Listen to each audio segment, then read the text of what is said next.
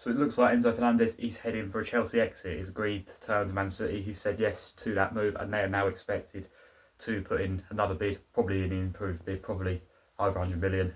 We know that we've had certain approaches turned down, and then we've given them that deadline. They didn't meet the deadline, but the difference is now is the player seems to want to leave. And I have to say, the way he come on yesterday against Fulham, he did not look particularly up for it. I have already done the video that's just a reaction to the Chelsea Fulham game from a Chelsea perspective, so check that out, that's already up.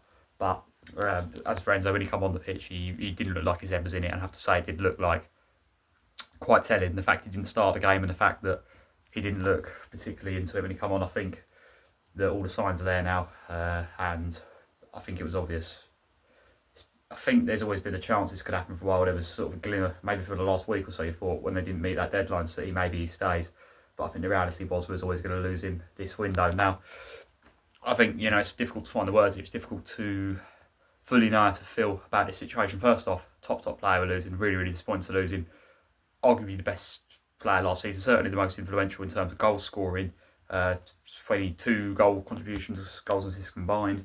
Of course, most positive play come from him last season, I have to say. And regardless of his behaviour with Argentina, regardless of his nation's behaviour at the World Cup that has of course caused so much controversy, particularly around Europe, they've become very infamous.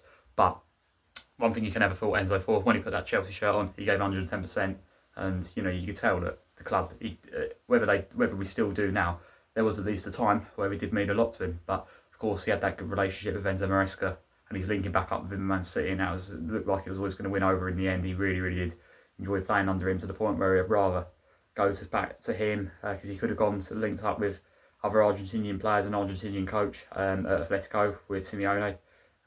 Real Madrid never really that interested though. I think that was more false news.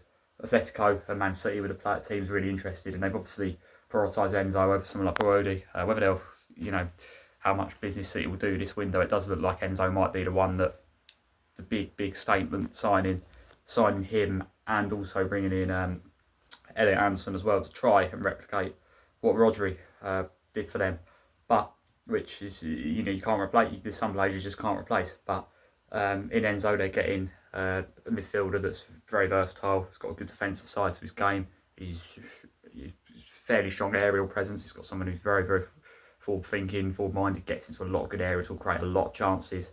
And when the team's playing well around him as well, he can very much we saw this at the World Cup as well. He's someone who can very much, when he finds a space, he usually can be very dangerous. And the goal scoring side of his game's developed a lot as he's progressed in his career as well. Actually, his first sort of seasons, couple of seasons really at Chelsea, never really thought was a goal scorer, but he really is starting to add that to his game, and it's he really has found new levels over the last couple of seasons. So they're getting a top player there, Man City. And for that, what I'm saying here is, I suppose it's a shame to lose a player of his quality, but at the same time, if the player doesn't want to be there anymore, I mean, how much did he force the move behind the scenes? How much did he?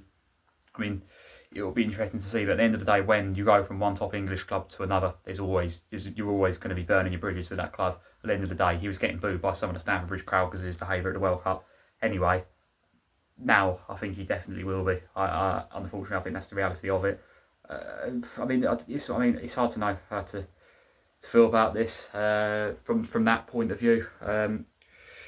But you can certainly see it. It certainly seems like he wants to move, and there's no point. What I will say is, as good as he is, there's no point having a player at the club that doesn't want to be.